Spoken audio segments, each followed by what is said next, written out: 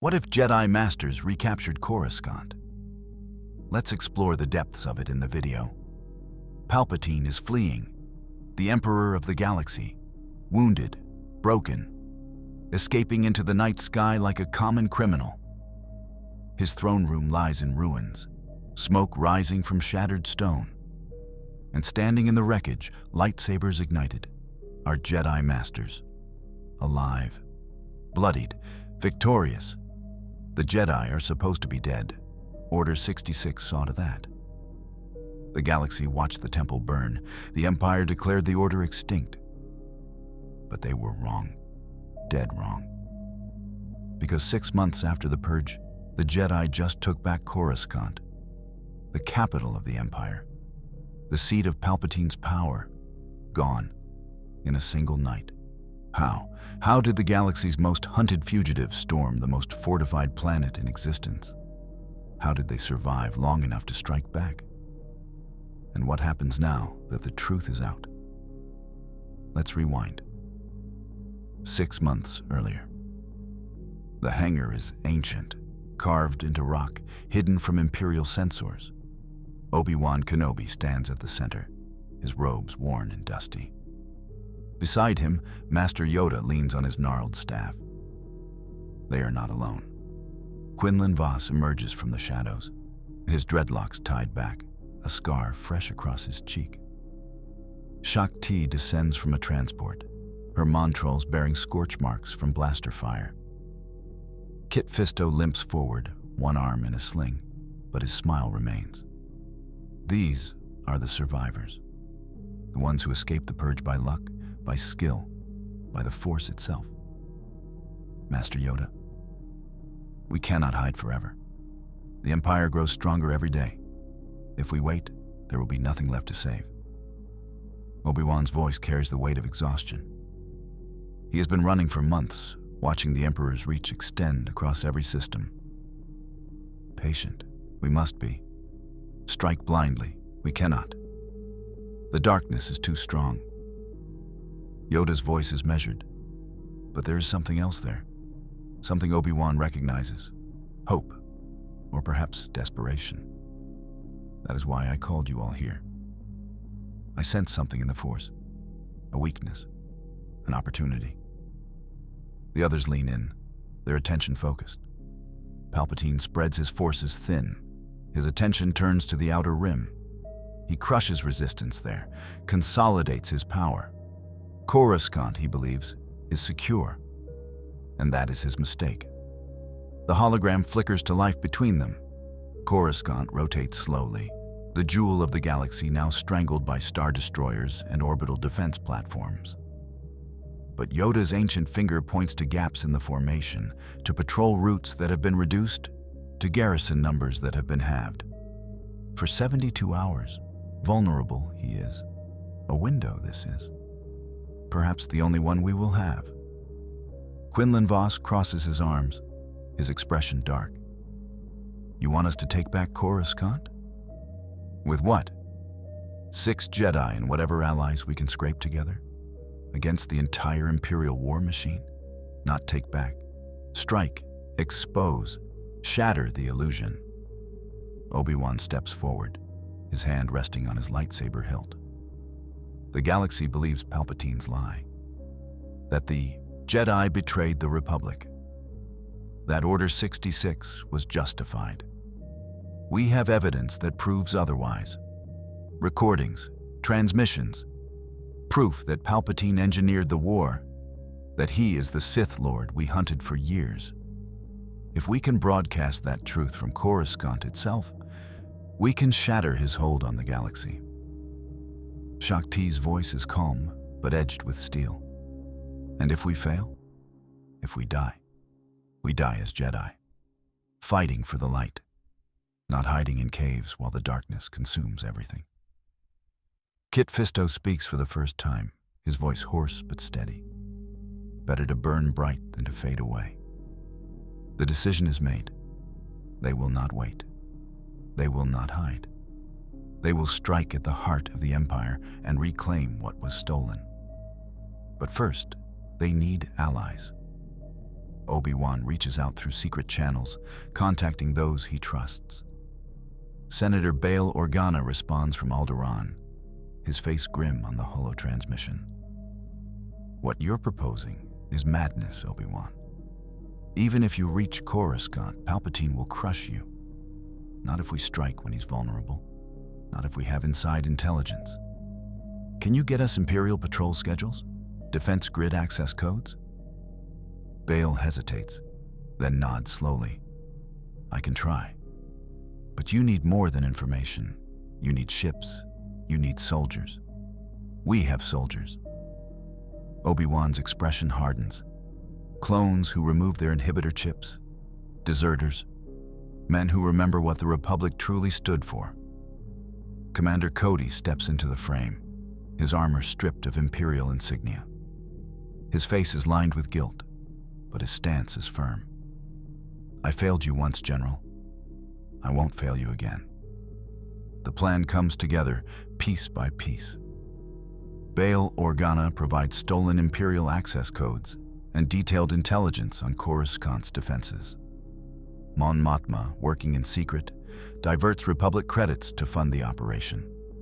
They acquire ships, old Republic cruisers decommissioned and sold as scrap, patched together and made space-worthy. Clone deserters arrive in small groups, men who rip the chips from their skulls and now seek redemption. Captain Rex brings 3 companies of clones, all veterans of the Clone Wars, all men who chose loyalty over programming. The fleet is small, ragtag, cobbled together from stolen Imperial frigates and repurposed civilian transports. It would never survive a prolonged battle. But it doesn't need to. It only needs to break through long enough to land. Yoda gathers the Jedi Masters in the hangar one final time. Meditation, they share. The Force flows between them, connecting their minds and hearts. Obi-Wan feels the presence of his fallen brothers and sisters, the echoes of Jedi who died in the Purge. He feels Qui-Gon's distant guidance, a whisper in the Force telling him this is right. This is necessary. When they open their eyes, there is no doubt, no hesitation, only purpose. We are the last guardians of peace and justice. If we fall, the light may die with us. But if we do nothing, it dies anyway. Obi-Wan looks each of them in the eye. Today, we remind the galaxy what it means to be Jedi. Not by hiding, not by waiting, by fighting for what is right, no matter the cost. The fleet drops out of hyperspace at the edge of the Coruscant system. Alarms blare immediately. Imperial sensors detect the intrusion. Star destroyers turn ponderously, their weapons charging. But the fleet doesn't slow. It accelerates. Jedi starfighters scream ahead of the main group, Obi-Wan and Quinlan Vos in Delta 7 interceptors, Kit Fisto and Shak Tai in modified V-wings. Behind them, the transports push forward, engines blazing. Commander Cody's voice crackles over the comm. All wings, report in. This is it, boys. For the Republic, for the Jedi, for our brothers. The clones respond as one. For our brothers. The Star Destroyers open fire. Turbolaser bolts streak across the void, massive lances of green energy. The Jedi weave through them, their connection to the Force guiding every twist and roll. Obi-Wan's fighter dips beneath a salvo, then banks hard, threading between 2 incoming shots. He fires, his lasers stitching across a Star Destroyer's shield generator. The shields flicker. Quinlan follows, his fighter rolling inverted as he unleashes a torpedo spread. The generator explodes in a shower of sparks. Shields down on the lead destroyer. All craft, focus fire. The transports surge forward, their weapons blazing. TIE fighters swarm to intercept, but the clone pilots meet them head-on. The void erupts into chaos, fighters spiraling and exploding, laser fire crisscrossing in every direction. Shak Ti's voice is calm over the comm as she cuts through a squadron of TIEs. Stay tight. Trust the Force. We're almost through.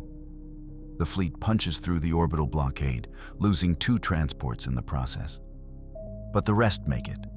They plunge into Coruscant's atmosphere, fire streaking across their hulls as they descend. The city planet sprawls beneath them, endless towers and sky lanes stretching to every horizon. But now, Imperial banners hang from every building. Stormtroopers patrol the streets.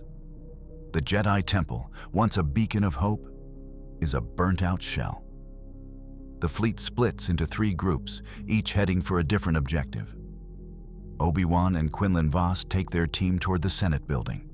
Their mission is to secure the evidence, the recordings and transmissions that prove Palpatine's treachery. Shaak Ti and Kit Fisto lead their group to the Imperial Communications Hub. They must seize control of the planet-wide broadcast systems and transmit the truth to every corner of Coruscant. And from there, to the galaxy. Yoda takes the largest force, a mix of Jedi and clone troopers, and heads directly for the Imperial Palace. If they can confront Palpatine himself, they can end this war before it truly begins. Obi-Wan's transport lands on a Senate building platform, repulsor engines screaming as it touches down. The hatch drops and clones pour out, blaster fire immediately erupting as stormtroopers rush to respond. Obi-Wan and Quinlan ignite their lightsabers, blue and green blades humming to life. They move like water, deflecting blaster bolts and cutting through the Imperial troops with practiced precision. The stormtroopers fall back, regrouping behind cover, but the clones press forward. Cody leads the charge, his DC-15 barking as he lays down suppressive fire. Move, move, move. We need to secure the Central Archives before they lock us out. Obi-Wan and Quinlan race ahead, their lightsabers carving through blast doors. Inside, the Senate building is eerily quiet. The grand halls that once echoed with debate and diplomacy are now patrolled by cold, faceless stormtroopers. Obi-Wan's chest tightens as he remembers what this place used to be, what it stood for. Quinlan senses his turmoil. Don't think about what was. Think about what we're going to make it again. They fight their way deeper, cutting through squad after squad of stormtroopers, until they reach the Central Archives. The room is vast, filled with hologram projectors and data terminals. This is where the Senate's records are kept, where every transmission, every executive order, every piece of legislation is stored. And buried deep within, hidden behind layers of encryption, is the evidence they need. Obi-Wan moves to the main terminal, his fingers flying across the controls. Quinlan stands guard, his lightsaber ready, his senses stretched out through the Force. We've got company, a lot of it. Hold them off. I just need a few more minutes. The doors explode inward. Stormtroopers flood the room, dozens of them, their blasters roaring. Quinlan meets them head-on, his lightsaber a blur of green light. He moves with savage grace, cutting through their ranks, redirecting bolts back at them. But there are too many. They keep coming. Obi-Wan's hands never stop moving, even as blaster fire ricochets around him. He ducks behind cover, still typing, still searching. Then he finds it. The transmission Palpatine sent to the clone commanders. The hologram of him issuing Order 66. The evidence that proves the Jedi did not betray the Republic. That Palpatine did. Got it. Quinlan, we need to go. Now. Shaak Ti's team has its own battle. The Imperial Communications Hub is a fortress, bristling with turrets and crawling with stormtroopers. But Shaak Ti does not hesitate. She leads the charge, her lightsaber flashing as she deflects a hail of blaster fire. Kit Fisto fights beside her, his injured arm forgotten as he moves with fluid precision. Clone troopers pour through the breach they create, securing the outer perimeter. The fighting is brutal, close-quarters combat in narrow corridors where every corner could hide an ambush. But the Jedi push forward, unstoppable. They reach the main control room, a massive chamber filled with broadcast equipment and communication arrays. Technicians scatter as Shaak Ti enters, her presence commanding. Do not resist. We do not wish to harm you. Just step aside. Most of them do.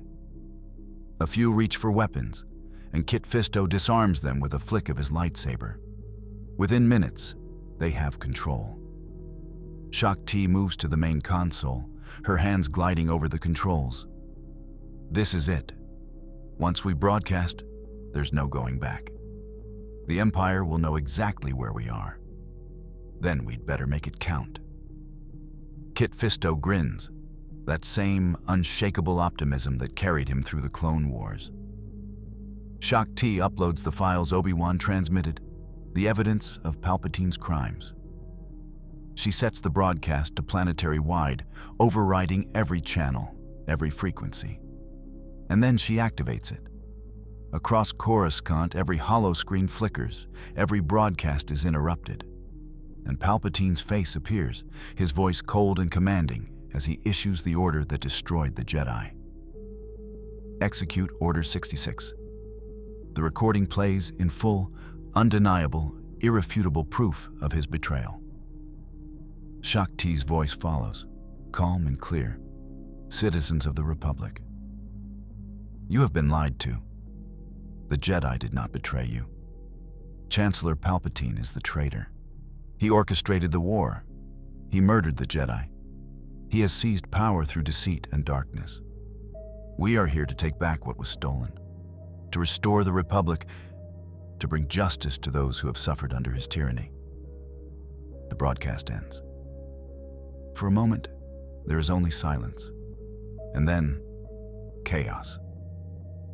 Across the planet, people emerge from their homes, staring at the sky. Imperial officers hesitate, their orders suddenly uncertain. Some stormtroopers lower their weapons, doubt creeping into their minds. The truth is out, but the battle is far from over. Yoda's assault on the Imperial Palace is the most dangerous. The fortress is a monument to Palpatine's power, a towering edifice of black stone and red banners. Turrets line its walls, and entire legions of stormtroopers garrison its halls. But Yoda does not attack head-on.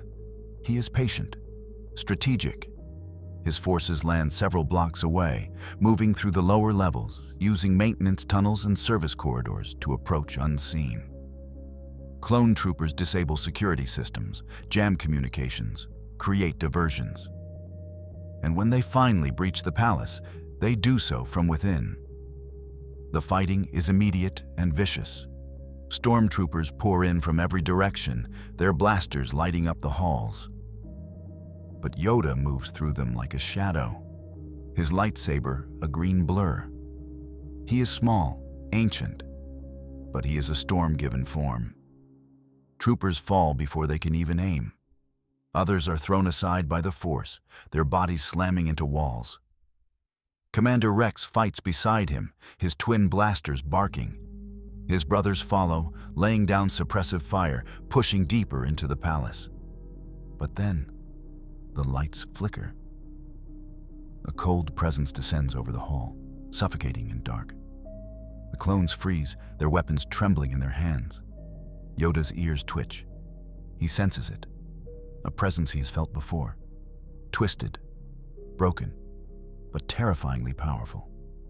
From the shadows, a figure emerges. Black armor, flowing cape, a mechanical respirator hissing with every breath. Darth Vader. The Dark Lord of the Sith ignites his crimson lightsaber, the blade casting a blood-red glow across the hall. His voice is a deep, modulated rasp, devoid of emotion. Yoda, I wondered if you would come. Foolish, just as foolish as the Jedi always were. Anakin Skywalker, you were. Lost, you are. Yoda's lightsaber ignites, his stance low and ready. Anakin Skywalker is dead. I killed him, just as I will kill you. Vader raises his hand, and the clones are lifted off their feet, thrown back by an invisible wave of force. They slam into walls, their armor clattering. Rex struggles to rise, but Vader's power pins him down. The hall is cleared. Only Yoda and Vader remain. The two circle each other, the Force crackling between them. Then, Vader attacks. His strikes are brutal, powerful, fueled by rage and hate. Each blow carries the weight of a mountain, crashing down with enough force to crack stone. But Yoda is faster. He spins and leaps, his small form impossible to track, his lightsaber meeting every strike with perfect precision. They clash again and again, red and green blades screaming as they collide. Vader presses forward, his strength overwhelming, but Yoda does not yield. He flows around the attacks, redirecting Vader's momentum, using the Dark Lord's aggression against him. Stronger you have become, but blinded by hatred, you remain. Hatred is all I need to destroy you. Vader unleashes a force push, but Yoda absorbs it, his feet skidding back only inches. He counters with a wave of his own, but Vader braces, his boots grinding into the floor. They are evenly matched. The battle rages, neither gaining ground, both locked in a deadly dance. But Yoda knows this is not a fight he can win through strength alone. Vader has been twisted, transformed into a weapon of pure destruction. But beneath the armor, beneath the hate, a fragment of Anakin remains. Yoda can feel it. A flicker, a spark. And he knows that if they are to defeat Palpatine, they cannot kill Vader. They must save him, but that will not happen today. Vader's fury is too great, his pain too deep. Yoda disengages, leaping back, his lightsaber deactivating. I will not fight you, Anakin Skywalker. Not as you are. Lost you may be, but gone you are not. Vader snarls, raising his lightsaber for a killing blow. But then, a voice crackles over his comlink. Lord Vader, report to the throne room immediately. The Jedi have breached the palace. Vader hesitates. His orders are clear. Protect the Emperor. He looks at Yoda, his mechanical breathing loud in the silence. Then he turns and strides away, his cape billowing behind him. Yoda watches him go, sadness in his ancient eyes. Obi-Wan and Quinlan fight their way through the Senate building, the evidence secured, their objective complete. But as they race toward the extraction point, they are met by a sight that stops them cold. Figures in black, figures in armor, wielding red lightsabers. Inquisitors, former Jedi, twisted and broken by the dark side, now serving the Emperor as hunters of their own kind. The Grand Inquisitor steps forward, his pale skin stretched tight over his skull, his eyes burning with malice. Obi-Wan Kenobi. How fitting. The man who trained the Chosen One, the man who failed him. Obi-Wan's grip tightens on his lightsaber.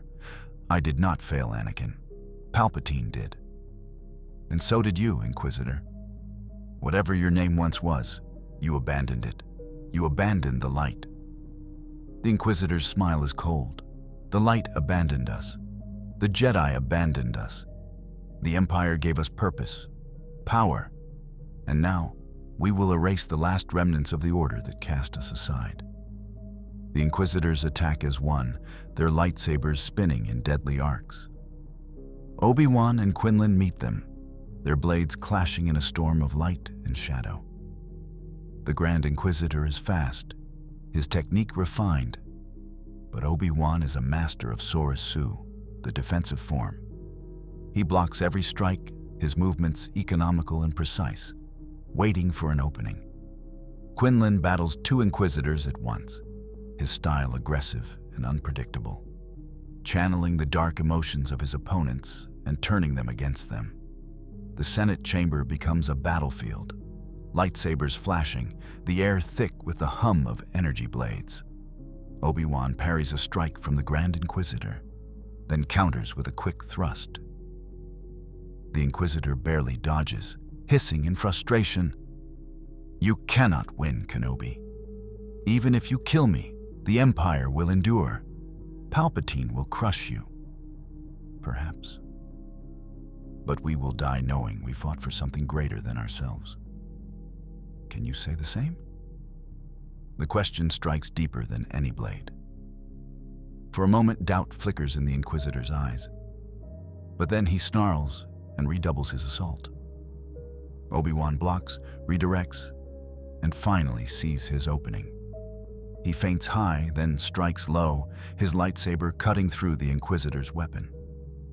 The blade sputters and dies. The Grand Inquisitor stumbles back, defenseless. Obi-Wan raises his lightsaber, but he does not strike. He deactivates it. You were a Jedi once. You can be again. Surrender. The Inquisitor stares at him, his expression unreadable. Then he laughs, a bitter, broken sound. There is no redemption for me, only death. He lunges forward, weaponless, forcing Obi-Wan to strike. The blue blade pierces his chest, and he falls, his eyes dimming. Obi-Wan stands over him, grief etched into his face. I'm sorry. Shaak Ti and Kit Fisto hold the communications hub, but the Empire is closing in. Stormtroopers mass outside, preparing for a final assault. Shaak Ti knows they cannot hold forever. The broadcast is complete, but they must buy time for the others to reach the palace. Kit, we need to fall back. Regroup with the others. Not yet. Kit Fisto's voice is strained. He clutches his injured arm, blood seeping through his robes. If we leave, they'll shut down the broadcast. They'll silence the truth. Then we hold. To the last. Shaak Ti's resolve hardens. The blast doors shudder as the Empire breaches them. Stormtroopers flood in, but the two Jedi meet them with devastating efficiency. Shaak Ti's lightsaber moves in graceful arcs, each strike precise and lethal. Kit Fisto fights with one arm, but his mastery of Shi Cho, the simplest and most direct form, makes him no less deadly. They hold the line, but the numbers are overwhelming. Then, a new figure enters the fray. An Inquisitor, twisted and snarling, her red lightsaber spinning. She targets Kit Fisto, sensing his injury, his weakness. She strikes low, fast, exploiting the opening. Kit parries, but his wounded arm buckles. The Inquisitor's blade cuts through his defenses and plunges into his side. Kit gasps, his eyes widening. Shaak Ti screams, but she is too far away. The Inquisitor twists the blade and withdraws, leaving Kit Fisto to collapse. No.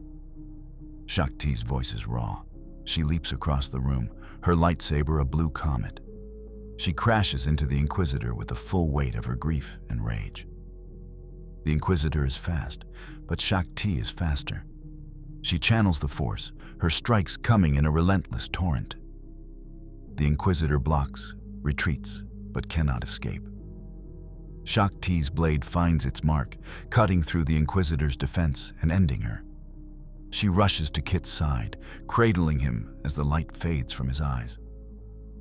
I'm sorry, my friend. I'm so sorry. Kit manages a faint smile. Don't be. We gave them hope. That's all that matters.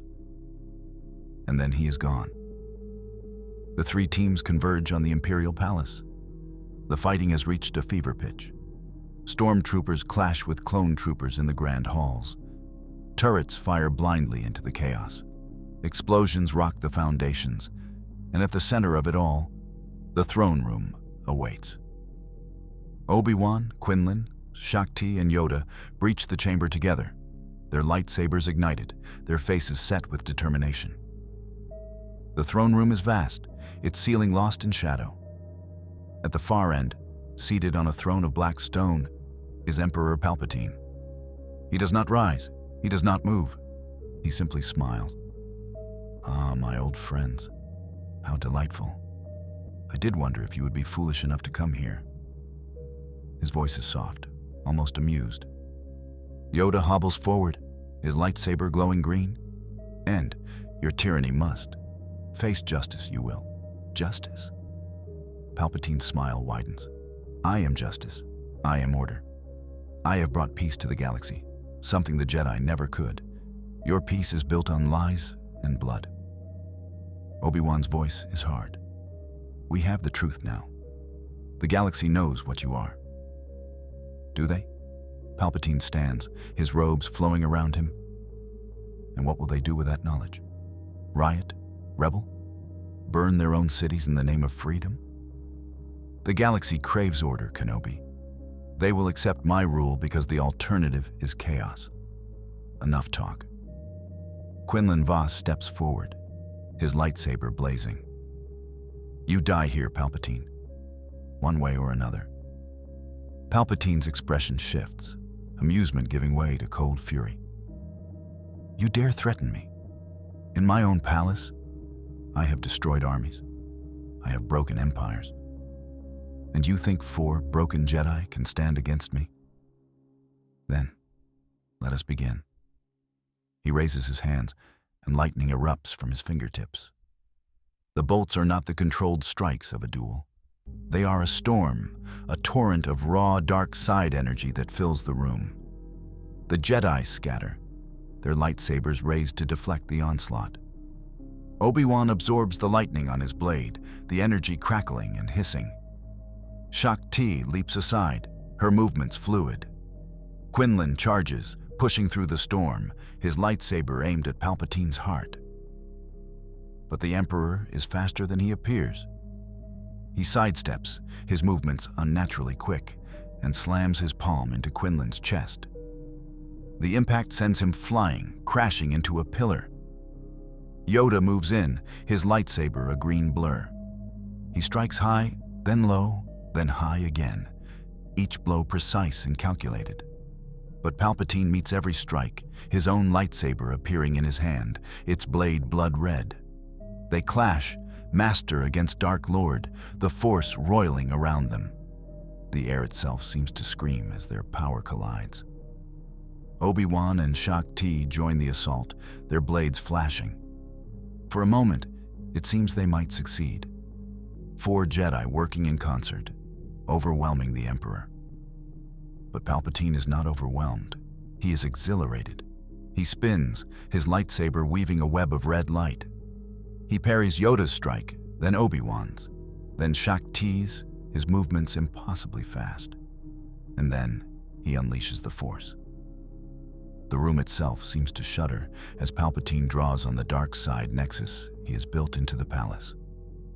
The shadows deepen, the air grows cold, and the Jedi feel the oppressive weight of his power bearing down on them. Shak-Ti is lifted off her feet, thrown across the room, her body slamming into the wall.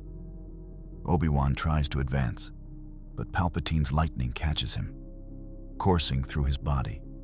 He screams, his lightsaber falling from his hand.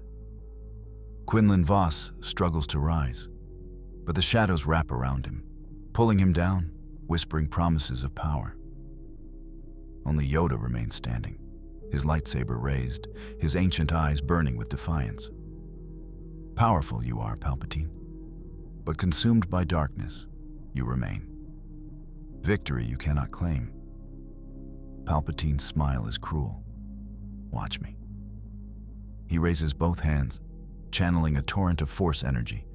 The walls crack, the floor buckles. Yoda braces himself, drawing on the light side, the Force flowing through him like a river. He meets Palpatine's attack with his own, and the 2 energies collide in the center of the room, a blinding sphere of light and darkness. The throne room shakes. The pillars crack. And then, a voice cuts through the chaos. Vader arrives. The Dark Lord strides into the throne room, his lightsaber ignited, his presence overwhelming. He surveys the battle, sees the Jedi struggling, sees Palpatine standing victorious, and he hesitates. Vader, finish them. Palpatine's command is absolute. The Jedi are broken. End them and claim your place at my side. Vader looks at Obi-Wan, crumpled on the ground, his body still trembling from the lightning.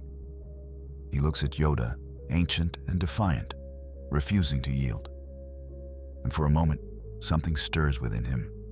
A memory, a feeling, a name, Anakin. Obi-Wan's voice is weak, but it carries. Please, don't do this. Silence.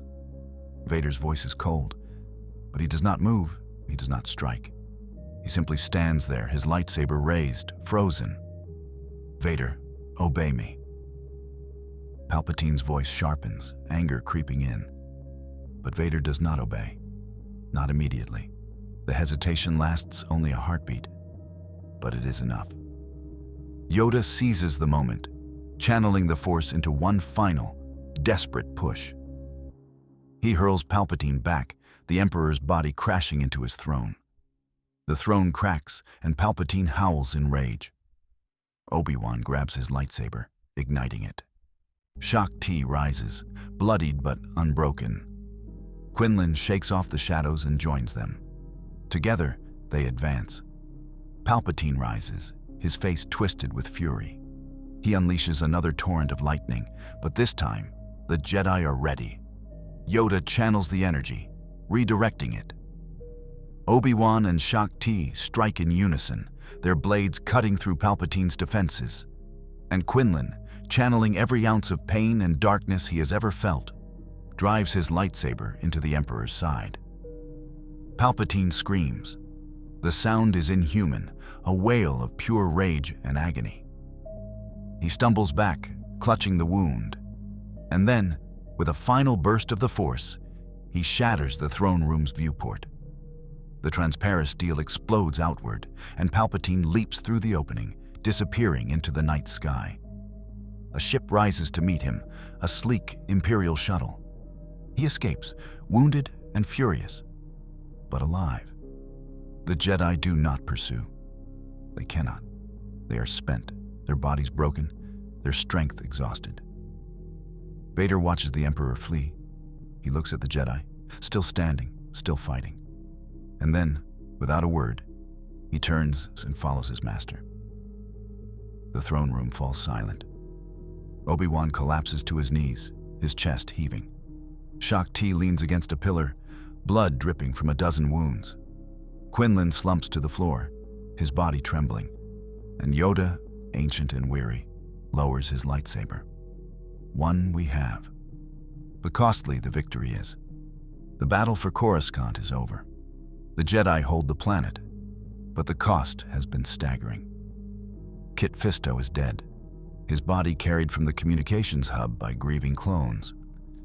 Commander Rex personally wraps him in a Republic banner, the same kind they used during the Clone Wars. The clones who survived form an honor guard, their helmets tucked under their arms, their faces etched with grief. They lost brothers today. Good men who died fighting for redemption. Dozens of clone troopers have fallen, men who fought to redeem themselves and died as heroes. Their bodies line the palace courtyard, arranged in neat rows. Cody walks among them, stopping at each one, speaking their names, removing their helmets one by one. These men were not numbers, not property. They were soldiers who chose freedom over programming, who ripped inhibitor chips from their skulls and fought for something greater. The Imperial forces have retreated, pulling back to the outer rim where Palpatine regroups. But the Jedi have achieved their goal. The broadcast has reached every corner of the galaxy. Trillions of beings have seen the truth. On worlds across the galaxy, people take to the streets. On Alderaan, crowds gather in the capital square, cheering, weeping, holding holographic images of fallen Jedi. They light candles in memory of the Order, and senators give speeches calling for justice. On Chandrila, Mon Mothma addresses a crowd of millions, her voice steady and clear. We have been lied to for too long. The Jedi were not traitors. They were heroes. And now, we must honor their sacrifice by rebuilding what the Empire destroyed. On Corellia, shipyard workers walk off their jobs. refusing to build star destroyers for an empire built on lies. On Naboo, the Queen orders all Imperial banners torn down and replaced with Republic flags. But not everyone celebrates. On Kuat, the shipyards continue operation, their administrators loyal to the Empire. On Eriadu, Imperial officers arrest protesters, dragging them from their homes in the dead of night. On countless worlds in the Outer Rim, Moffs and governors double down, insisting the broadcast is a Jedi fabrication, rebel propaganda designed to destabilize the galaxy. Palpatine's propaganda machine works overtime, spinning the narrative, calling the Jedi terrorists, calling the broadcast a hoax created with holographic trickery. Imperial HoloNet channels flood the airwaves with counter-narratives. They show footage of the destruction caused by the battle. Civilians caught in crossfire, buildings damaged by the fighting. They blame the Jedi for starting a war, for putting innocent lives at risk. They paint Palpatine as a victim, a leader trying to maintain order against dangerous extremists. The galaxy is divided. Not cleanly, not simply. The fracture runs through systems, through cities, through families. Brothers find themselves on opposite sides. Senators who once voted together now refuse to speak. Imperial officers defect, their loyalty shaken. But others remain steadfast, convinced that the Empire represents stability and the Jedi represent chaos. Some senators, emboldened by the truth, return to Coruscant and call for an emergency session. Bail Organa leads the effort, reaching out to old allies, calling in favors, urging them to stand for democracy. Mon Mothma arrives with a delegation from Chandrila.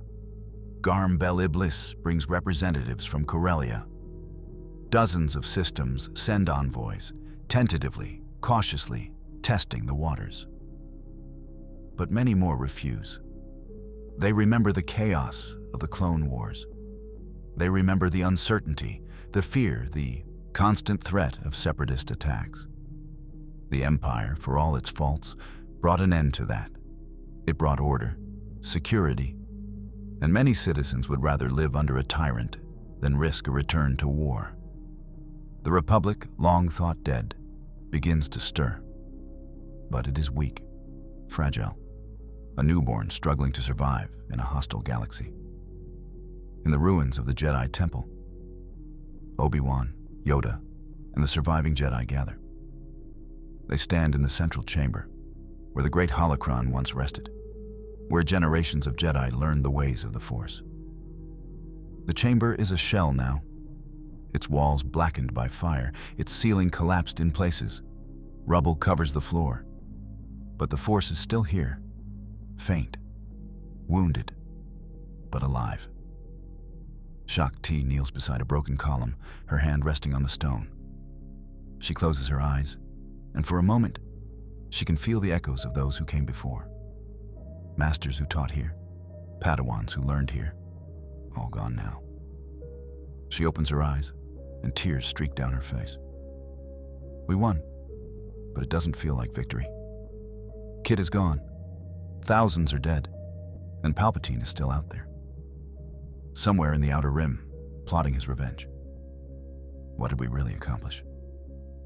Obi-Wan sits beside her, his own grief visible in the lines of his face. We gave the galaxy a choice. We showed them the truth. That's not nothing, Shakti. That's everything. But at what cost? She looks at him, her voice breaking. Kit died believing we'd won, that we'd brought justice. But all we've done is start another war, one that will consume the galaxy. Victory it is, but complete it is not. Yoda's voice is heavy with age. He hobbles forward, leaning on his staff, his eyes ancient and sad. Begun, a new war has. Longer, bloodier. But hope we have given. A chance the galaxy has. Without it, lost they would be. Forever. Obi-Wan nods, rising to his feet. We've exposed Palpatine. We've shattered his illusion of legitimacy. But now comes the harder part. rebuilding, not just the Republic, but the Jedi Order. And we cannot repeat the mistakes of the past. We cannot become tools of politicians. We cannot let the Senate dictate our actions. We must serve the Force, and through the Force, serve the people. Quinlan Vos leans against a pillar, his arms crossed, his expression dark. And what about Vader? He hesitated. I saw it. For a moment in that throne room, he almost didn't follow Palpatine. If there's still a part of Anakin in there, maybe we can reach him. Maybe we can save him. Obi-Wan's expression is pained. He turns away, staring at the broken chamber, his hands clenched into fists. I want to believe that, Quinlan. I want to believe there's still good in him. But Vader has killed so many. He has become the very thing we swore to destroy. If we face him again, we must be prepared for the worst. We must be ready to do what needs to be done. Yoda places a hand on Obi-Wan's shoulder, his touch gentle. Give up on him. We must not. Even in the darkest heart, light can exist. But cautious we must be. A dangerous foe he remains, and blinded by pain he is. To reach him, time it will take, and patience. The group falls silent, each lost in their own thoughts.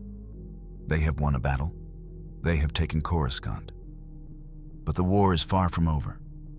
The days that follow are chaotic. Medical frigates arrive, carrying supplies and personnel to treat the wounded. The city's hospitals are overwhelmed. Clone troopers, civilians, even captured stormtroopers flood the emergency rooms. Shaak Ti works tirelessly in the triage centers, using the Force to stabilize critical patients, to ease their pain, to give them a chance at survival. She does not sleep. She does not rest. She cannot. Every time she closes her eyes, she sees Kit Fisto falling, his lightsaber slipping from his hand. She hears his final words. We gave them hope. That's all that matters. And she forces herself to keep moving, to keep fighting. Because if she stops, the grief will consume her. Quinlan Vos takes on a different role. He moves through the lower levels of Coruscant, the places where the battle's damage is most severe. He helps clear rubble, pulling survivors from collapsed buildings. He distributes food and water to those who have lost everything. And he listens. He hears their stories, their fears, their hopes. Some thank him, others curse him. They blame the Jedi for bringing war back to their doorstep, for shattering the fragile peace they had under the Empire. Quinlan does not argue. He does not defend himself. He simply helps. Because that is what a Jedi does. Not fight, not conquer, but serve. Commander Cody organizes the clone forces, establishing patrols and securing key locations across the planet. But it is not easy. The clones are few in number, and many are struggling with trauma. They fought their brothers today, men who were still under the control of their inhibitor chips, men who did not choose to serve the Empire. Cody visits them in their barracks, sitting with them, listening to their guilt and pain. He tells them they are not defined by their actions under the chip's control. They are defined by the choice they made to remove it, by the choice to fight for freedom. But the words feel hollow, even to him, because he remembers. He remembers giving the order to fire on Obi-Wan. He remembers the blank emptiness in his mind, the way the chip made him a puppet. And he knows he can never fully atone for that. But he can try. Across the galaxy, the Senate reconvenes. Bail Organa stands at the podium in the Grand Chamber, his voice echoing through the space. For the first time in months, senators from dozens of systems are present, their faces filled with hope, fear, and uncertainty. We have seen the truth. We have seen the Emperor's crimes laid bare. The evidence is irrefutable. Palpatine engineered the Clone Wars. He orchestrated the fall of the Jedi. He seized power through deceit and manipulation. And now, we must decide. Do we bow to tyranny, or do we stand for freedom? Do we accept his lies, or do we fight for the truth? The chamber erupts in debate. Some senators rise to their feet, cheering, demanding that Palpatine be stripped of his authority. Others remain seated, their expressions guarded. They argue that the broadcast could be fabricated, that the evidence could be manipulated, that rushing to judgment could plunge the galaxy into chaos. Senator Orn Free Ta of Ryloth stands, his voice booming. The Empire has brought stability to our world. Under the Republic, we suffered. Pirates raided our cities, slavers took our people. But under the Empire, those threats have been eliminated. Are we to throw that away based on a single hologram? Bail Organa responds, his tone measured but firm. Stability bought with tyranny is not stability. It is oppression. Palpatine has enslaved entire species. He has committed atrocities on a scale we cannot ignore. If we do nothing, we are complicit. Mon Mothma rises, her voice calm but cutting.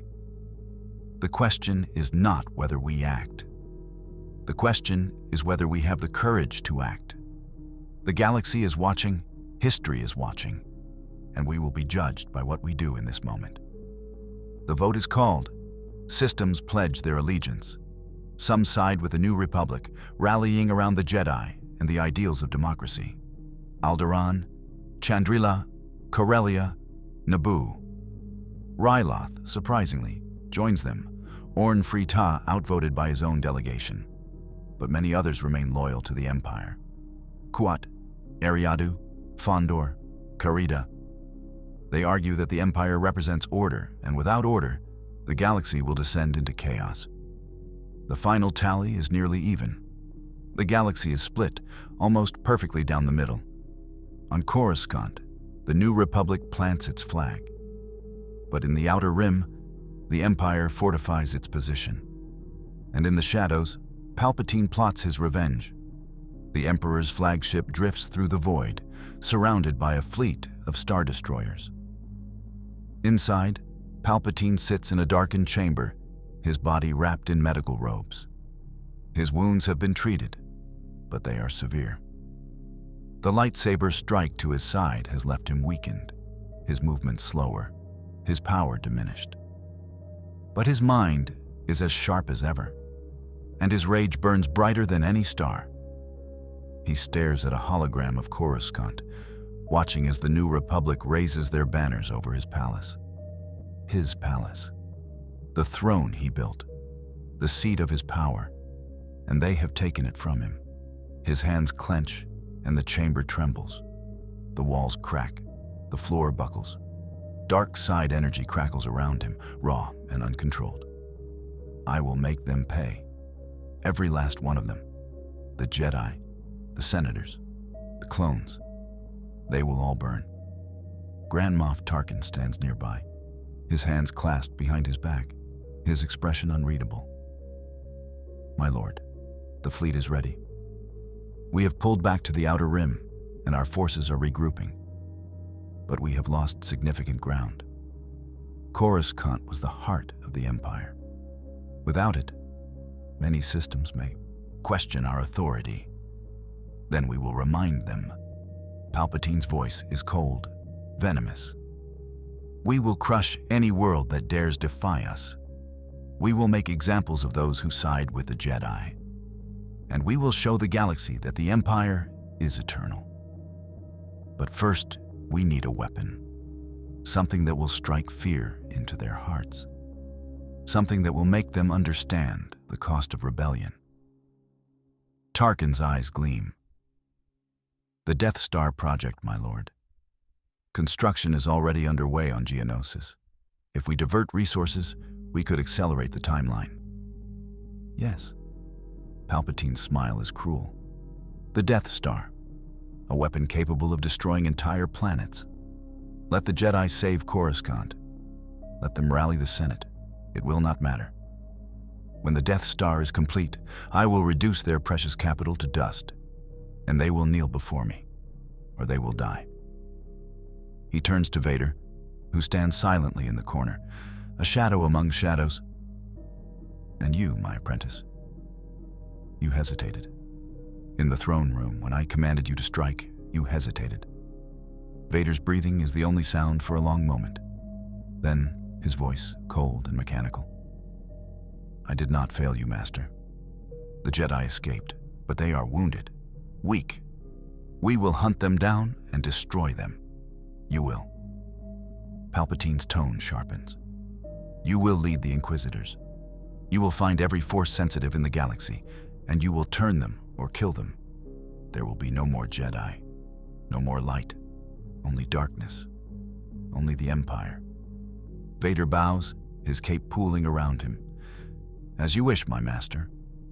But inside the mask, behind the mechanical breathing, a flicker of doubt remains. A memory of blue eyes, of a voice calling his name. "Anakin." He crushes the memory. Anakin Skywalker is dead. He killed him on Mustafar. But the doubt lingers, like a thorn buried deep, impossible to remove. On Coruscant, the Jedi begin to rebuild. The temple is a massive project. It will take years to repair the damage, to restore the chambers and halls to their former glory.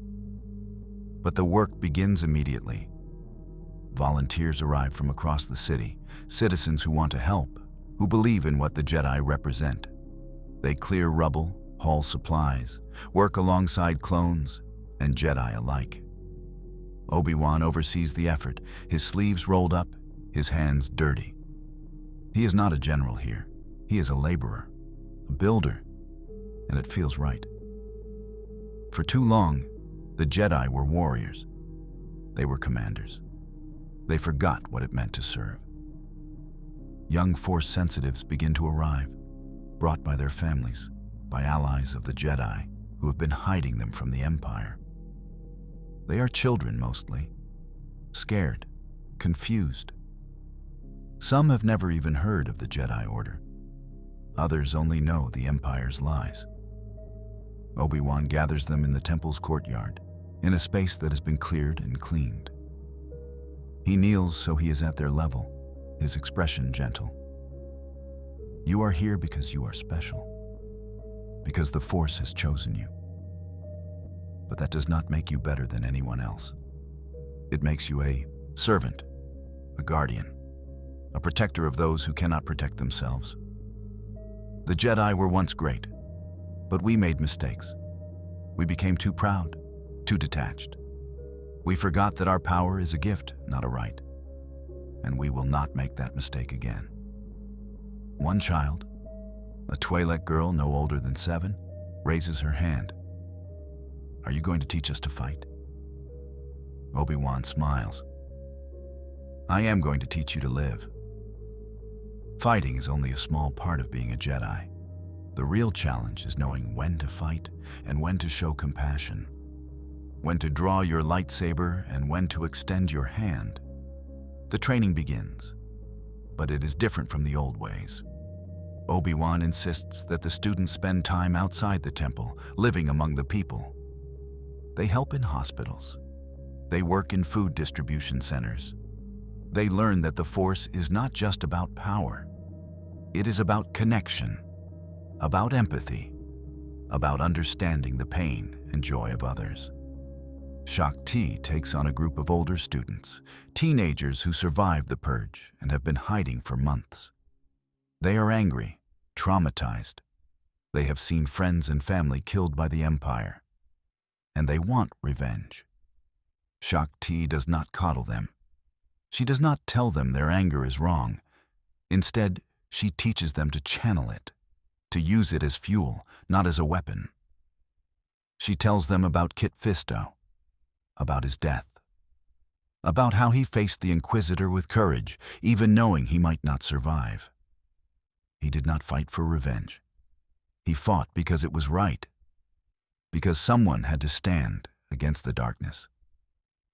And that is what it means to be Jedi. Not winning, not surviving, but standing, no matter the cost. The students listen, and slowly their anger begins to transform, not into peace, but into purpose. Quinlan Voss struggles. He trains the students in lightsaber combat, teaching them the forms, the techniques. But at night, he cannot sleep. The darkness calls to him. It whispers promises of power, of control. It reminds him how easy it would be to give in, to let the rage consume him, to become something stronger. He walks the lower levels of Coruscant, alone, searching for something he cannot name. And one night, he finds himself in a bar, surrounded by smugglers and criminals. He orders a drink, then another, and another. He is trying to drown the voice in his head, the one that tells him he is not good enough, that he will never be good enough. Obi-Wan finds him there, slumped over the bar, his drink untouched. He sits beside him, saying nothing for a long time. Then, quietly, "You are not alone, Quinlan. I know what you're feeling. The doubt, the fear, the temptation." Quinlan laughs bitterly. "Do you? You're the perfect Jedi, Obi-Wan, the model of discipline and control. You don't know what it's like to feel the darkness pulling at you every second of every day." "I do." Obi-Wan's voice is soft, but there is pain in it. "I trained Anakin. I watched him fall. I failed him, Quinlan. And every day, I wonder if I could have done something different. If I could have saved him." The darkness does not only call to those who give in, it calls to all of us. And the only way to resist it is to face it, to acknowledge it, and to choose the light again and again, no matter how hard it is. Quinlan looks at him, his eyes wet. "What if I can't? What if one day I choose wrong? Then we will pull you back. That is what it means to be part of the Order. We do not fight alone. We carry each other." The two sit in silence, the weight of their shared burden settling between them. And when they leave, Quinlan feels lighter, not healed, but not alone. Yoda spends his days in meditation. He retreats to the deepest levels of the temple, to chambers that were sealed after Order 66. Here the Force is strongest. He reaches out, connecting with the echoes of the past, seeking guidance from those who came before. He feels Qui-Gon's presence, faint but steady. He feels Mace Windu, stern and resolute. He feels the collective wisdom of generations of Jedi, their voices whispering through the Force. They do not give him answers, but they give him hope. Months pass. The New Republic solidifies its hold on the core worlds. Bail Organa is elected as Chancellor, a temporary position until a full government can be re-established. He governs with Mon Mothma and Garm Bel Iblis at his side, forming a triumvirate that balances idealism with pragmatism. They work to rebuild infrastructure, to restore trade routes, to provide aid to worlds devastated by the war. But it is an uphill battle. The Empire controls the majority of the galaxy's resources. The shipyards of Quat, the factories of Fondor, the military academies of Karida. And they are using those resources to build their war machine. The Empire entrenches itself in the Outer Rim. Palpatine issues a decree declaring the New Republic illegitimate, branding its leaders as traitors and terrorists. He offers amnesty to any system that returns to Imperial control and threatens swift retribution to those who resist. Some systems, desperate for stability, accept. Others refuse, and the Empire makes good on its threats. On Gorman, a world that declared for the New Republic, an Imperial Star Destroyer arrives. The governor is given 1 hour to recant. When he refuses, the Star Destroyer opens fire. The capital city is reduced to rubble. 500,000 people die in a single afternoon. The message is clear. Defy the Empire, and you will be destroyed. The atrocity galvanizes some systems, pushing them toward the New Republic. But it terrifies others. They see the Empire's power, its willingness to commit unspeakable acts, and they choose survival over freedom. Skirmishes erupt along the border, small battles that hint at the larger conflict to come. Fleets clash in the Outer Rim, testing each other's strength. The New Republic wins some engagements. The Empire wins others. Neither side has the strength to deliver a decisive blow. And so, the war drags on, grinding stalemate that consumes resources and lives. And in the shadows, agents of both sides move unseen. Spies gather intelligence. Saboteurs strike at supply lines. Assassins eliminate key targets. The galaxy is a powder keg, and every day brings it closer to exploding. On a distant world in the Mid-Rim, a young Force-sensitive child is discovered. Her name is Alara, a human girl of 8 years old. Her parents, farmers, contact the New Republic, asking for help. They have heard the Jedi are rebuilding, and they want their daughter to be trained. Obi-Wan and Shaak Ti travel to the world personally, a small agricultural planet called Taris. They arrive in a shuttle, landing in a field of golden wheat. The family greets them, their faces filled with hope and fear. Alara stands behind her mother, peeking out, her eyes wide. Obi-Wan kneels, offering his hand. "Hello, Alara. My name is Obi-Wan. Would you like to come with us to learn about the Force?" The girl hesitates, then nods. But before they can leave, another ship descends from the sky. It is sleek, black, menacing, an Imperial shuttle. The hatch opens, and 3 Inquisitors step out, their red lightsabers igniting. The leader, a Zabrak with horns and a scarred face, grins. The child belongs to the Empire. "Step aside, Jedi, or we will take her by force." Obi-Wan rises, his hand moving to his lightsaber. She belongs to no one. She is a child, and she will choose her own path. The Inquisitor laughs. There is no choice. Only the Empire. Only power. The Inquisitors charge. Obi-Wan and Shaak Ti ignite their lightsabers, blue and blue, and meet them in the middle of the field.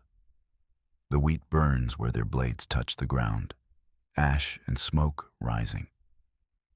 Alara's parents pull her back, shielding her with their bodies. The battle is brutal. The Inquisitors fight with savage aggression, their strikes wild and powerful. But Obi-Wan and Shaak Ti are masters, their movements coordinated and precise. Obi-Wan faces the Zabrak, their lightsabers clashing in a flurry of sparks. The Inquisitor is strong, but reckless. Obi-Wan waits for the opening, then strikes, his blade cutting through the Inquisitor's weapon. The Zabrak stumbles back, and Obi-Wan kicks him to the ground. Surrender. The Inquisitor spits blood. Never. He lunges, and Obi-Wan has no choice. His lightsaber cuts him down. Shaak Ti battles the other 2 Inquisitors, her blade moving in a dance of light. She disarms one, then the other, and stands over them, her lightsaber raised. "You were Jedi once. You can be again. Lay down your weapons." One of them hesitates, but the other snarls and attacks. Shaak Ti parries, then counters, her blade ending the threat. The last Inquisitor drops his weapon, his hands raised. "Please, I don't want to die." Shaak Ti deactivates her lightsaber. "Then come with us. Help us rebuild." The Inquisitor nods, trembling. And for the first time in months, Shaak Ti feels something other than grief. She feels hope. They return to Coruscant with Alara and the defected Inquisitor. The child is welcomed into the temple, her training beginning under Yoda's guidance. The Inquisitor, a human named Jovan, is placed in isolation, his mind scarred by years of dark side indoctrination. Obi-Wan visits him daily, speaking to him, trying to reach the man he once was. It is slow work, painful, but Obi-Wan does not give up. Because if Jovan can be saved, then maybe others can too, maybe even Vader. The galaxy holds its breath.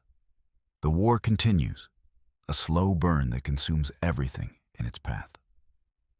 On Coruscant, the New Republic works to build a future. On the Star Destroyers of the Outer Rim, the Empire prepares for revenge. And in the Temple, the Jedi train, knowing that the hardest battles are still to come. Obi-Wan stands on a balcony overlooking Coruscant. The city planet stretches out before him, lights twinkling in the twilight. It is beautiful. But beneath the surface, he can feel the tension, the fear, the uncertainty. Quinlan joins him, his expression somber. Do you think we did the right thing? Coming here, starting this war. Obi-Wan doesn't answer immediately. He watches a transport rise into the sky, carrying refugees to safety. He watches a medical frigate descend, bringing supplies to the wounded. And he nods. We gave them a choice. That's all we could do. The rest is up to them. And us? What happens to the Jedi? We survive. We adapt. We fight for the light, no matter the cost. That's what it means to be Jedi. Not winning every battle, not saving every life, but never giving up, never surrendering to the darkness. Quinlan's smile, a faint, weary smile. Then I guess we'd better get back to work. The two Jedi turn and walk back into the temple, their lightsabers at their sides, their resolve unshaken. Behind them, the sun sets over Coruscant, casting the city in shades of gold and shadow. The battle is over, but the war has just begun. In the Outer Rim, Palpatine stands on the bridge of a Star Destroyer, his yellow eyes fixed on a hologram of Coruscant. His wounds have healed, but the scars remain, jagged lines across his face, a reminder of his defeat. He clenches his fists, dark side energy crackling around him, the air shimmering with heat. The Jedi will pay for this humiliation. I will tear their precious republic apart, system by system. I will burn their temple to the ground, stone by stone, and I will make them watch as everything they love turns to ash. Tarkin approaches, his boots clicking on the deck. My lord, we have received word from Geonosis. The Death Star's construction is ahead of schedule. With the resources we have diverted, the station will be operational within the year. Excellent. Palpatine's smile is cruel, his teeth bared. Let the Jedi save Coruscant. Let them rally the Senate, play at democracy, pretend they have won. It will not matter. When the Death Star is complete, I will reduce their capital to dust. I will obliterate Alderaan, Chandrila, every world that dared defy me. And they will kneel before me, or they will cease to exist. Vader stands beside him, silent and obedient, his hands clasped behind his back. But inside the mask, behind the mechanical breathing, a flicker of doubt remains. A memory of a name, a face, a life.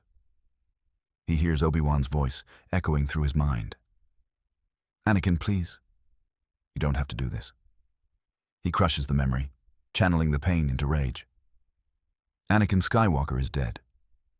But perhaps, somewhere deep within, a fragment of him survives, waiting, watching. And when the time comes, that fragment may be the key to everything. The months turn into a year. The war does not end. It escalates. Fleets clash in the void. Planets burn. Populations are displaced. The galaxy bleeds. On Coruscant, the New Republic continues to rebuild. But the cost is staggering. Resources are stretched thin. Refugees flood the core worlds, seeking safety, overwhelming the infrastructure. Crime rises. Desperation spreads. The Senate argues constantly, factions forming, alliances fracturing. Some senators push for peace negotiations with the Empire. Others demand total war. Bail Organa tries to hold the coalition together, but it is like holding water in his hands. Every day, another system defects, another ally falls, another compromise is made, and the Jedi watch, knowing that the galaxy is tearing itself apart. In the temple, the new generation of Jedi grows. They are not like the old order. They are more connected to the world around them. They laugh, they cry, they feel, and they fight, not just with lightsabers, but with compassion. They are healers and warriors, diplomats and protectors. They are what the Jedi should have been all along. Alara, the young girl from Taris, becomes one of the most promising students. She is strong in the Force, her connection pure and bright. Yoda takes a personal interest in her training, guiding her with patience and wisdom. She asks him one day, as they meditate in the temple gardens, "Master Yoda, will the war ever end?" "End. All things do. But when, I cannot say. Long, this war will be. Painful, but necessary." Why is it necessary? Because the galaxy must choose between light and dark, between freedom and tyranny. Cannot be forced, this choice. Earned, it must be. And Jedi, we are here to ensure they have that choice. Alara nods, her young face serious. "Then I will do my part. I will fight for the light. Proud of you I am, young one. Strong you will become. But remember, strength alone is not enough. Compassion you must have. And hope. Always hope." The girl smiles, and Yoda feels a warmth in his chest. Perhaps, he thinks, the future is not as dark as he feared. Perhaps the light will endure. The Death Star nears completion. Its skeletal frame looms over Geonosis, a metal moon in the making. Thousands of workers toil day and night, constructing the superweapon that will reshape the galaxy. Palpatine visits the station personally, walking its incomplete corridors, inspecting the reactor core, the super laser arrays. He stands before the main viewport, staring out at the stars, his reflection ghostly in the transparent steel. "This is my legacy. A weapon that will bring the galaxy to its knees. And when it is finished, the Jedi will understand the true meaning of power." Vader stands behind him, silent. "My lord, the Inquisitors have reported increased Jedi activity in the Mid-Rim. They are recruiting Force sensitives, rebuilding their order. Then crush them." Palpatine's voice is cold. "Find every Force-sensitive child in the galaxy. Turn them or kill them. There will be no more Jedi, no more hope. Only darkness. Only the Empire. As you wish, Master." But Vader's thoughts are elsewhere. He remembers the throne room, the moment of hesitation, the way Obi-Wan looked at him, not with hatred, but with sadness, with pity. The memory enrages him. He does not want pity. He does not want redemption. He wants power, control, to never feel weak again. But deep inside, beneath the armor, beneath the rage, a small voice whispers, "Liar." The galaxy holds its breath. The Death Star is almost complete. The New Republic struggles to survive. The Jedi train a new generation. And the war continues, a slow, grinding conflict that will define the fate of trillions. Obi-Wan Kenobi stands on the temple balcony one last time, watching the sun set over Coruscant. He thinks about Anakin, about Qui-Gon, about all the Jedi who came before him. And he makes a vow, we will not fail. Not again. The light will endure. No matter the cost, that's our theory. The Star Wars universe is a galaxy filled with exciting stories and possibilities, and we love exploring them. If you want to accompany us on this journey to a galaxy far, far away, then please like, share, and subscribe to our channel.